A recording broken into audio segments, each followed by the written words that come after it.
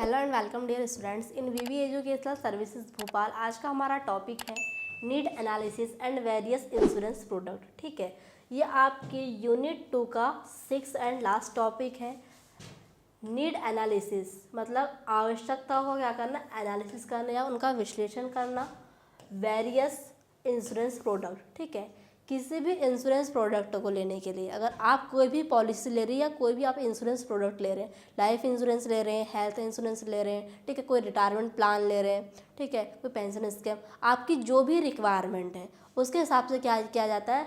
सबसे पहले आपकी नीड को एनालिसिस किया जाता है, उसके बाद क्या किया जाता है, आपको वो इंश्योरेंस प्रोडक्ट को दिया जाता है। अगर आपने सोच लिया कि आपको हेल्थ इंश्योरेंस लेना है तो सबसे पहले बीमा कंपनी आपके उस नीड को एनालिसिस करेगी। अगर आपको लाइफ इंश्योरेंस चाहिए तो उसमें आपको कौन सा लाइफ इंश्योरेंस चाहिए, ठीक है, उसको क्या करेगी बीमा कंपनी एनालिसिस करेगी। इस टॉपिक में हम वही देखेंगे कि need analysis and various insurance product में सबसे पहले नीड को एनालिसिस करेंगे, उसके बाद उसी के अकॉर्डिंग क्या किया जाएगा, उसे इंश्योरेंस प्रोडक्ट को दिया जाएगा। ठीक है, स्टार्ट करते हैं need analysis and insurance product.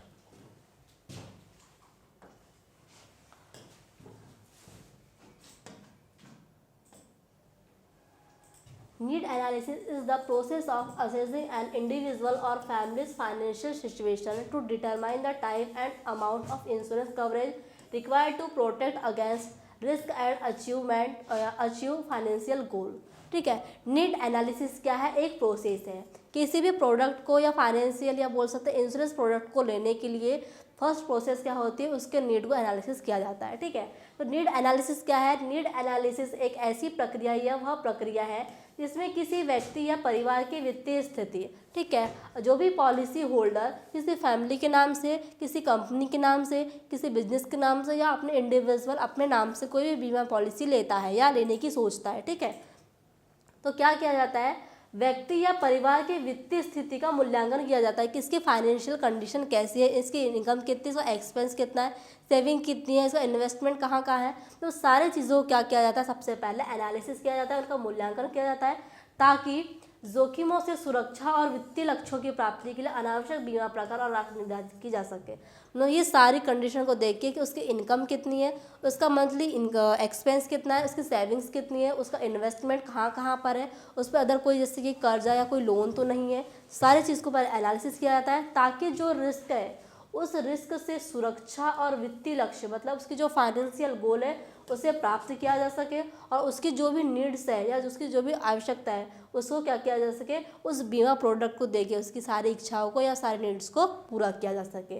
ठीक है, तो उसमें क्या क्या एनालिसिस किया जाता है, उसकी उम्र, ठीक है, मान लो जैसे कि ये एक पॉलिसी होल्डर है, ठीक है, ये पॉलिसी होल्डर है, ये क्या है, एक बीमा कंपनी है, ठीक है, ये क्या है, एक इंश्योरेंस कंपनी है। ये पॉलिसी होल्डर यहाँ से क्या लेना चाहता है, बीमा लेना चाहता है, इंश्योरेंस लेना चाहता है। तो सबसे पहले क्या होगा, इसके नीड को एनालिसिस किया जाएगा। इसमें क्या क्या देखा जाएगा उसकी एज कितनी है, उसका आय मतलब उसकी इनकम कितनी है, उसका एक्सपेंस कितना है, आश्रित, ठीक है, अगर ये फैमिली है वाला है तो इसकी जैसे कि वाइफ, ठीक है, इसके बच्चे कितने हैं, माता पिता क्या है, सारी चीज़ें कि इस पर कितने लोग आश्रित हैं या इस फैमिली में कितने लोग कमाते हैं, इसकी जो इनकम है उससे कितने लोग पल रहे हैं, ठीक है, इस चीज़ को एनालिसिस किया जाता है। बचत और निवेश, इसकी सेविंग्स क्या है, इसकी इन्वेस्टमेंट कहाँ से है, इसका कर्ज या कोई ऋण, कोई बैंक से लोन तो नहीं है, किसी का कर्जा तो नहीं है, ठीक है, जीवन के लक्ष्य की ये किस चीज़ के लिए इन्वेस्टमेंट करना चाहता है या किस चीज़ के लिए ये इंश्योरेंस लेना चाहता है, जैसे कि एजुकेशन के लिए, बच्चों के शादी के लिए या अपनी शादी के लिए, ठीक है, रिटायरमेंट प्लान तो नहीं करा जाता, ठीक है, इसका उद्देश्य क्या है, ठीक है, इसकी सही कवरेज लेना, ठीक है, ना ज़्यादा ना कम, ये सारी चीज़ों को फोकस करा, इन सारी चीज़ों का पता लगाना ही क्या होता है, नीड एनालिसिस होता है। ठीक है,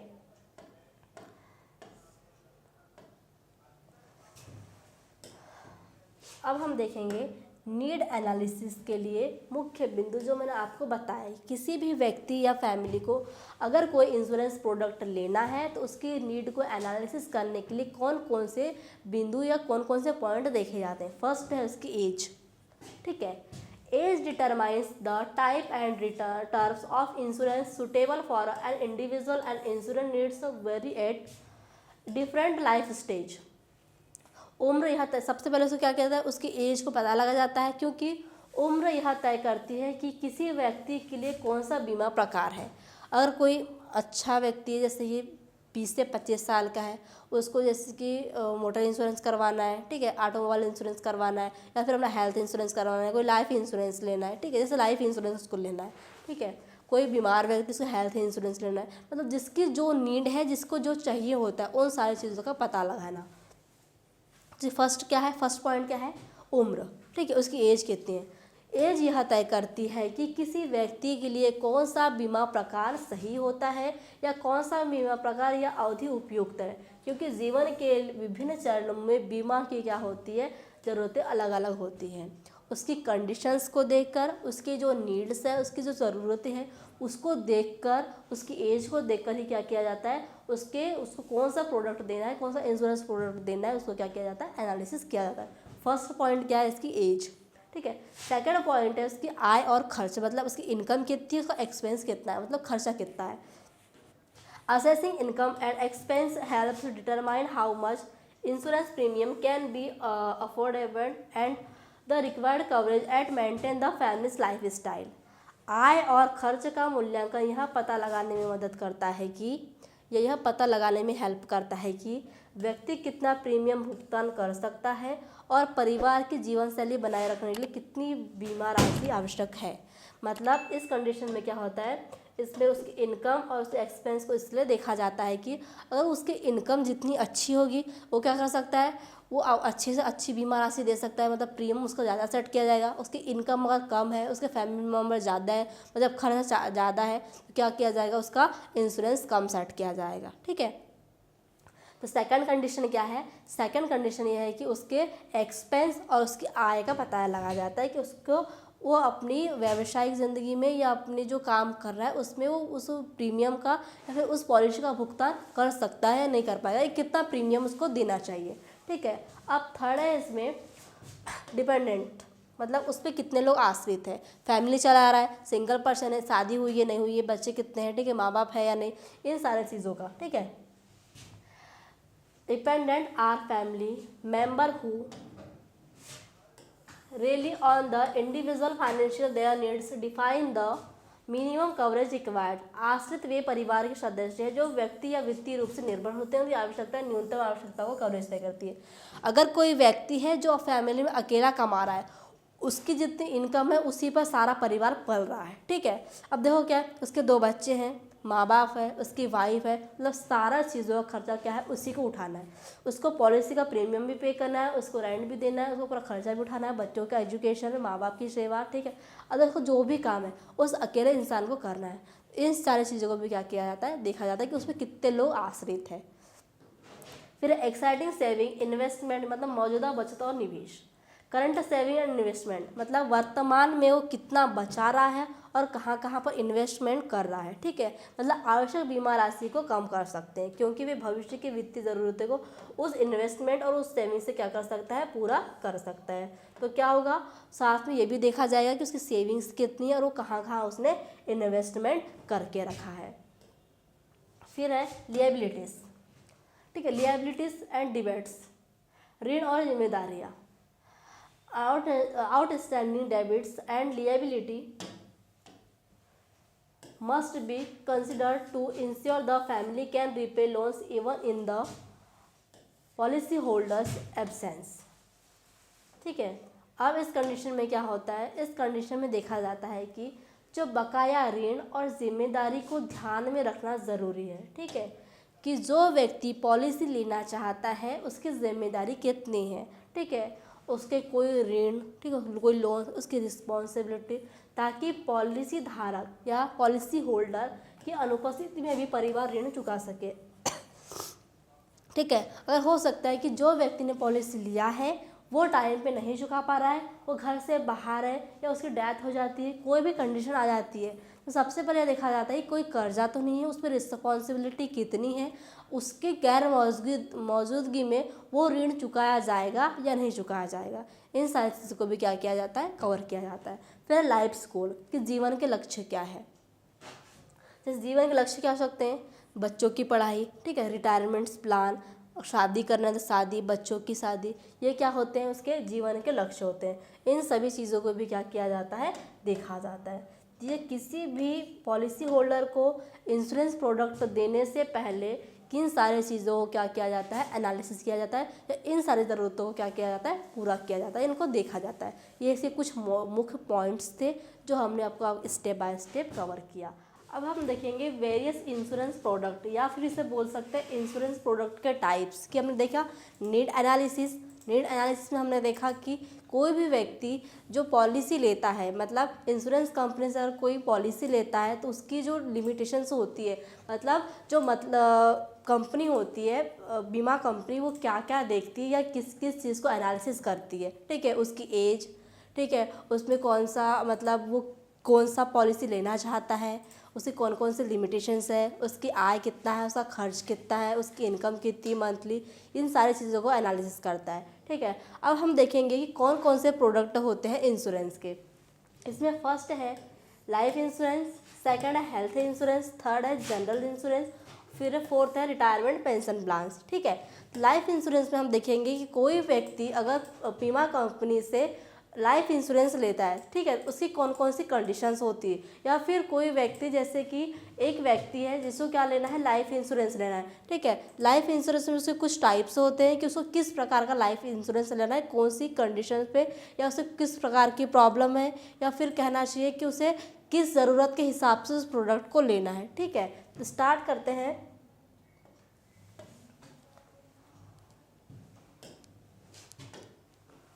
लाइफ इंश्योरेंस, ठीक है। लाइफ इंश्योरेंस में फर्स्ट है टर्म इंश्योरेंस। टर्म इंश्योरेंस क्या होता है, ठीक है, जो टर्म इंश्योरेंस है ये लाइफ इंश्योरेंस का एक टाइप है। अगर कोई पॉलिसी होल्डर लाइफ इंश्योरेंस लेना चाहता है तो किस किस प्रकार की लाइफ इंश्योरेंस ले सकता है, जिसमें फर्स्ट है term insurance, a pure protection plan that provides a sum assured to the nominee in case of the policy holder that it has no maturity benefits, ठीक है। क्या होता है टर्म इंश्योरेंस? टर्म इंश्योरेंस एक शुद्ध सुरक्षा योजना है जो पॉलिसी धारक, मतलब जो पॉलिसी होल्डर होता है, जो बीमा कंपनी से क्या लेता है, प्रोडक्ट लेता है, ठीक है, पॉलिसी धारक की मृत्यु होने पर नामांकित व्यक्ति को राशि देती है, इससे परिपक्वता लाभ नहीं होता।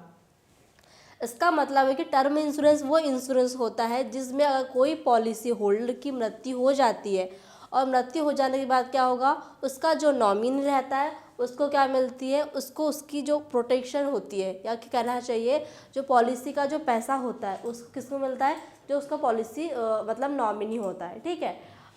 इसमें क्या होगा, व्यक्ति जो था जिसने पॉलिसी लिया था उसके मरने पर उसकी मृत्यु हो जाती है, उसको नॉमिनी को पैसा मिलता है।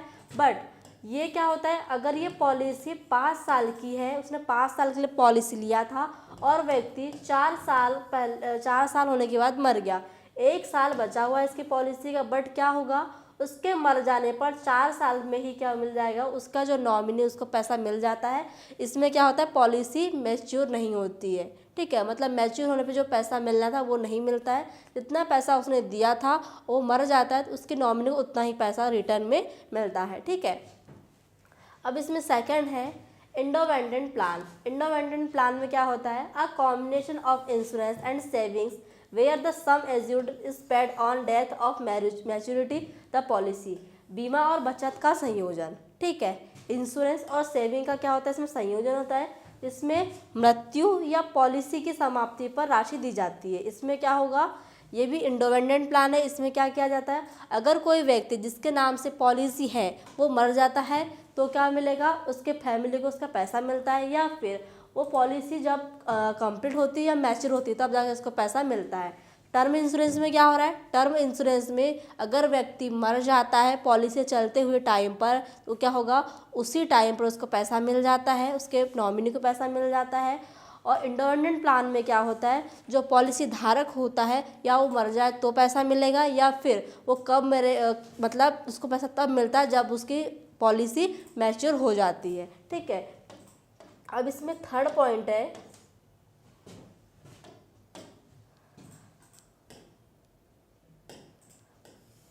मनी बैक प्लान, ठीक है।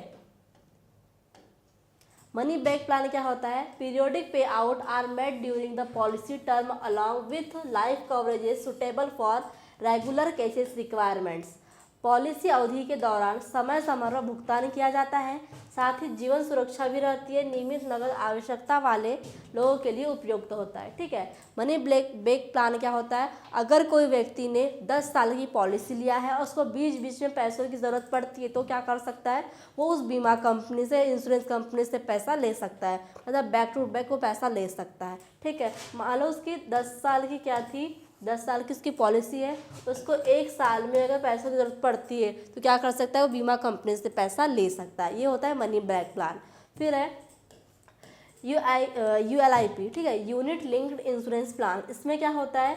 लिंक होता है इंश्योरेंस और जो अपनी सेविंग्स होती है, ठीक है, उसमें क्या होता है, या फिर आपने जहाँ शेयर खरीदा या कहीं भी इन्वेस्टमेंट किया है, वो दोनों चीज़ें क्या होती है? कनेक्टेड होती है एक दूसरे से। A hybrid plan combining life insurance and market linked investment providing both protection and wealth creation. इसमें क्या होता है? एक मिश्रित योजना है ये। इसमें क्या होगा? मिश्रित प्लान है तो इसमें इंश्योरेंस भी होगा, मतलब जीवन बीमा भी होगा, और मार्केट लिंक्ड निवेश को जोड़ती है, मतलब आपने जो मार्केट में इन्वेस्टमेंट किया है वो और आपकी जो लाइफ इंश्योरेंस है, जो आपने प्रोडक्ट लिया है, वो दोनों क्या होती है? एक दूसरे से मिली हुई थी या लिंक होती है, जिसे हम क्या कहते हैं? कॉम्बिनेशन इंश्योरेंस भी कह सकते हैं, या फिर जिसे ULIP unit linked insurance plan भी कहा जाता है। ठीक है, तो ये होती है मनी बैक प्लान और ULIP प्लान। ठीक है, अब लाइफ इंश्योरेंस में और एक प्रोडक्ट होता है वो लाइफ इंश्योरेंस। ठीक है, वो लाइफ इंश्योरेंस आपको समझ में आ रहा होगा। वो लाइफ इंश्योरेंस का मतलब होता है लाइफ टाइम के लिए। ठीक है, provide life coverages for provided life coverage for the entire lifetime of the policy holder after used for legacy of estate planning। इसमें क्या होगा? जो पॉलिसी धारक होगा, मतलब जो पॉलिसी होल्डर होता है, वो लाइफ टाइम के लिए क्या करता है? पॉलिसी लेता है। पॉलिसी धारक के पूरे जीवन के लिए सुरक्षा, मतलब सुरक्षा प्रदान करता है। अक्सर विरासत या संपत्ति योजना के लिए उपयोग किया जाता है। मतलब अगर किसी पॉलिसी होल्डर ने कोई इंश्योरेंस लिया है, कोई लाइफ इंश्योरेंस प्रोडक्ट लिया है, ठीक है, तो क्या होगा? उसने वो लाइफ इंश्योरेंस प्रोडक्ट लिया है, उसके लिए क्या होता है? वो लाइफ टाइम के लिए होता है। ठीक है, मतलब अगर किसी ने बचपन से अपना इंश्योरेंस करवा दिया है, उनके माँ बाप ने उनका इंश्योरेंस करवा दिया, तो उसको क्या चलेगा? लाइफ टाइम तक चलता है। ये होता है वो लाइफ इंश्योरेंस। ये थे क्या? Life insurance. और लाइफ इंश्योरेंस में कुछ प्रोडक्ट थे जो अलग अलग प्लान बताते हैं कि आपको अपनी ज़रूरत के हिसाब से आप जो प्लान लेना चाहते हैं आप वो ले सकते हैं। ये थे लाइफ इंश्योरेंस के प्लान्स। ठीक है, अब हम इसमें देखेंगे हेल्थ इंश्योरेंस। ठीक है, लाइफ इंश्योरेंस था, अब हेल्थ इंश्योरेंस। तो हेल्थ इंश्योरेंस में फर्स्ट है इंडिविजुअल हेल्थ इंश्योरेंस। इंडिविजुअल का मतलब समझ में आ रहा है? इंडिविजुअल मतलब व्यक्तिगत, पर्सनली। ठीक है, पर्सनली कोई एक व्यक्ति का क्या होता है? इसमें हेल्थ इंश्योरेंस होता है। इसमें क्या होगा? Cover medical expense for a single person include hospitalisation and treatment cost. मतलब केवल एक व्यक्ति के मेडिकल खर्च, अस्पताल और इलाज को कवर करता है। मतलब अगर एक फैमिली में 4 लोग हैं, उसमें एक व्यक्ति के नाम से क्या है? हेल्थ इंश्योरेंस है, तो उसमें क्या होगा? उस एक ही व्यक्ति की तबीयत खराब होती है, उसे कोई बीमारी होती है, तो उसी के खर्चों को क्या किया जाएगा? कवर किया जाएगा। उसी का मेडिकल खर्च, उसका हॉस्पिटल का खर्च सारी केस पे होगा, उस हेल्थ इंश्योरेंस पे होगा, जिस व्यक्ति के नाम से क्या हेल्थ इंश्योरेंस है। कि एक प्रोडक्ट होता है इसमें। फिर सेकंड प्रोडक्ट इसमें क्या होता है? Family floater plan. Family floater plan मतलब पूरी फैमिली के लिए। मान लो अगर इस फैमिली में 5 लोग हैं और उन्होंने क्या किया? एक हेल्थ इंश्योरेंस प्लान कौन सा लिया है? Family floater plan. अगर इसमें क्या होता है कि 5 लोग की फैमिली में अगर पाँचों लोग की तबीयत खराब होती है, 5 लोग कोई बीमारी हो जाती है या फिर हॉस्पिटल में एडमिट रहते हैं, तो मेडिकल खर्चा, हॉस्पिटल खर्चा पूरा कौन देता है? लाइफ इंश्योरेंस, जो मतलब हेल्थ इंश्योरेंस कंपनी देती है। ठीक है, a single policy covering the entire family, cost effective और मल्टीपल मेंबर्स। अब क्या है? इसमें एक ही पॉलिसी लेना है। कौन सी? Family floater plan. बट क्या होगा? एक ही प्लान आपकी पूरी फैमिली को कवर करता है। ठीक है, आपको एक ही प्लान लेना है जो आपके पूरे परिवार की समस्या को हल निकालेगी, और परिवार में किसी को भी कुछ भी होता है। ठीक है, मान लो कि पहले उस फैमिली में जैसे कि है दादा दादी, ठीक है, उनके मम्मी पापा और एक उनका बच्चा, ठीक है, 5 लोग की फैमिली है। अब उस बच्चे की तबीयत खराब हो, उनके मम्मी पापा की हो या फिर उनके मम्मी पापा की हो, दादा दादी की हो, उनके मम्मी पापा, किसी की भी तबीयत खराब हो, वो क्या होगा, एक ही प्लान सभी के मेडिकल खर्च, हॉस्पिटल खर्चों को कवर करेगा।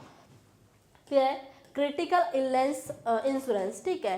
क्रिटिकल इलनेस इंश्योरेंस क्या होता है, provided a lump sum of diagnosis of serious illness like cancer, heart attack etcetera, मतलब गंभीर बीमारी जैसे कैंसर, हृदय रोग आदि पर एकमुश्त भुगतान करता है।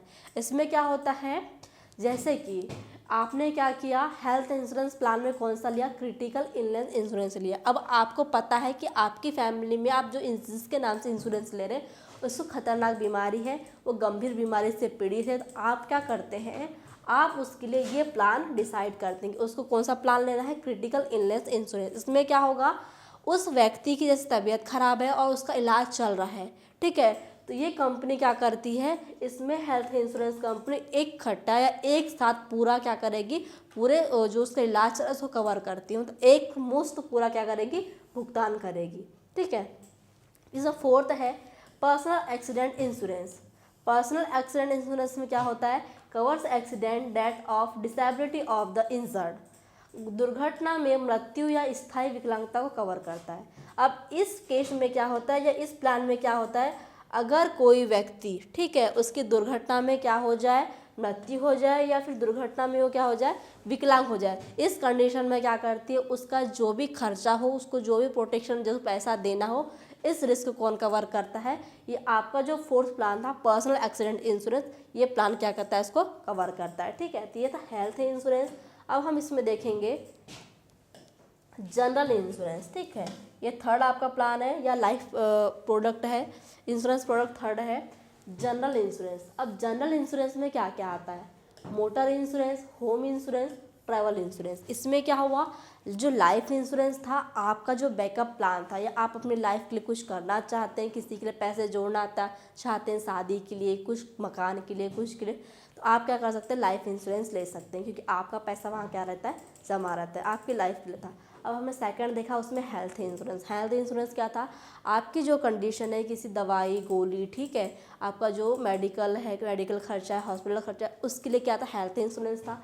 अब थर्ड है जनरल इंश्योरेंस। ये क्या है, आपकी हेल्थ और आपकी लाइफ को छोड़कर अदर कोई केसेस, जैसे कि मोटर इंश्योरेंस, मतलब ऑटोमोबाइल इंश्योरेंस जो होते हैं बाइक के होते हैं, ठीक है, आपकी बाइक ने किसी को टक्कर कर दी, एक्सीडेंट हो गया, इसमें क्या होता है, थर्ड पार्टी का जो भी प्रोटेक्शन होगा, थर्ड पार्टी का जो भी रोल होगा, ठीक है, उसका क्या करती है, उसके रिस्क को कवर करती है, ठीक है। फिर है होम इंश्योरेंस। होम इंश्योरेंस मतलब आपका मकान है, आपका घर है, आपकी दुकान है, जो भी है, ठीक है, उसमें आग लग जाती है, चोरी हो जाता है, इस रिस्क को प्रोटेक्शन कौन करती है, बीमा कंपनी करती है। फिर थर्ड है ट्रैवल इंश्योरेंस। ट्रैवल इंश्योरेंस में क्या होता है, अगर आपने ट्रैवल इंश्योरेंस ले रखा है, आप कहीं ट्रैवल करना चाहते हैं, आपने जो वहाँ पर क्या किया, टिकट ली है, ठीक है, उसमें क्या हो सकता है कि आपका ट्रैवल, आप जहाँ जा रहे हैं वो आपकी ट्रिप कैंसिल हो जाए, ठीक है, जो यात्रा है वो रद्द हो जाए, आपका सामान चोरी हो जाए, ठीक है, या कोई मेडिकल इमरजेंसी आ जाती है ट्रैवल के टाइम, अगर कोई भी केस होता है ट्रैवल के टाइम, तो क्या करेगा, अगर आपने ये इंश्योरेंस ले लिया है तो आपके इस रिस्क को कौन कवर करता है, ट्रैवल इंश्योरेंस करता है। कौन कौन से जिसकी कंडीशन क्या बताइए, जैसे कि आपकी यात्रा रद्द हो जाती है, आपको कोई यात्रा में इमरजेंसी मेडिकल की ज़रूरत पड़ती है, या फिर आपका सामान चोरी हो जाता है, कोई भी कंडीशन आती है तो क्या करता है, आपको ट्रैवल इंश्योरेंस कवर करता है, ठीक है। वाहनों के नुकसान और तीसरे पक्ष की जिम्मेदारियों को कवर करता है, कानूनी रूप से अनिवार्य है, ठीक है। मोटर इंश्योरेंस, जो ऑटोमोबाइल इंश्योरेंस सब कुछ जरूरी है, कोई कार ले रहा है, बाइक ले रहा है, तो उसका क्या है, उसके लिए मोटर इंश्योरेंस बहुत ज़्यादा ज़रूरी होता है। फिर सेकंड हमें क्या देखा, होम इंश्योरेंस, तो घर का सामान को आग लगना, चोरी या प्राकृतिक आपदा से सुरक्षित करता है। जो उसने मैंने आपको बताया कि अगर किसी का मकान है, अगर उसने होम इंश्योरेंस ले रखा है तो क्या होगा, बाई चांस अगर उसके घर में कभी आग लग जाती है, कोई सामान चोरी हो जाता है, कोई भी कंडीशन में किसी भी प्रकार का नुकसान होता है, तो क्या होगा, आपको होम इंश्योरेंस कवर करता है। फिर थर्ड हमने क्या देखा, ट्रैवल इंश्योरेंस, तो यात्रा के दौरान मेडिकल इमरजेंसी, यात्रा रद्द या सामान खो जाने पर सुरक्षा देता है। आपने अगर ट्रैवल इंश्योरेंस ले रखा है और आपको ट्रैवल के टाइम कोई भी गतिविधियाँ होती, कोई भी एक्टिविटी होती जिससे आपको क्या हो रहा है, लॉस हो रहा है, तो क्या होगा, आपको ट्रैवल इंश्योरेंस कवर करता है, ठीक है। ट्रैवल इंश्योरेंस ले रखा है तो आपको बीमा कंपनी क्या करती है, कवर करती है आपके रिस्क को।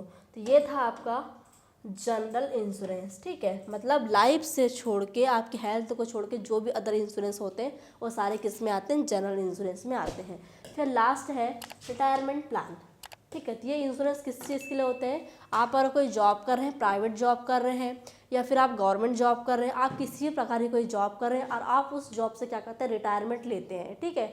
उस रिटायरमेंट के बाद आप जो पेंशन मंथली लेते हैं, ठीक है, उसका इंश्योरेंस कहलाता है रिटायरमेंट या pension plan schemes. Provided regular income after retirement to insure financial security in old age. Retirement के बाद नियमित आय प्रदान करती है ताकि बुढ़ापे में सुरक्षा निश्चित हो, ठीक है। अगर आपने ये प्लान खरीद रखा है तो आपको क्या होगा, आप किसी जॉब से रिटायरमेंट लेते हैं तो आपको रेगुलर क्या मिलती है, इसमें इनकम मिलती है, ठीक है। जैसे कि मंथली पेंशन मिलना, ये सारी चीज़ें किस में आती है, रिटायरमेंट प्लान में आती है। तो ये था आपका need analysis and various type of product या फिर वो सब इंश्योरेंस प्रोडक्ट, ठीक है। इसमें क्या क्या पढ़े हमने, इसमें हमने ये देखा अगर कोई व्यक्ति या पॉलिसी होल्डर किसी भी बीमा कंपनी से बीमा करवाना चाहता है, ठीक है, तो उसकी कंडीशन क्या क्या होना चाहिए, मतलब एक कहना चाहिए एक बीमा कंपनी उस व्यक्ति का क्या क्या करती है, किस चीज़ को एनालिसिस करती है। अगर वे एक व्यक्ति है तो उसकी नीड क्या है, उस मतलब किस कंडीशन से गुजर रहा है, उसको हेल्थ इंश्योरेंस की ज़रूरत है, उसको लाइफ इंश्योरेंस की ज़रूरत है, उसको जनरल इंश्योरेंस की ज़रूरत है, और इस कंडीशन में उसकी उम्र क्या होना चाहिए, उसका एक्सपेंस कितना है, उसकी खर्च कितना है, उसकी सेविंग कितनी है, उसकी इनकम कितनी आ रही है। इन सारी चीज़ों को क्या करना, नीड एनालिसिस करना, मतलब उसकी आवश्यकताओं को एनालिसिस करना, उसका विश्लेषण करना, उसके बाद उनको ये जो प्रोडक्ट हमने पढ़ा इंश्योरेंस प्रोडक्ट वो प्रदान करना। ये सारी चीज़ें किस थी, इस टॉपिक में थी। आई होप आपको आज का टॉपिक अच्छे से समझ में आया होगा। Thank you very much.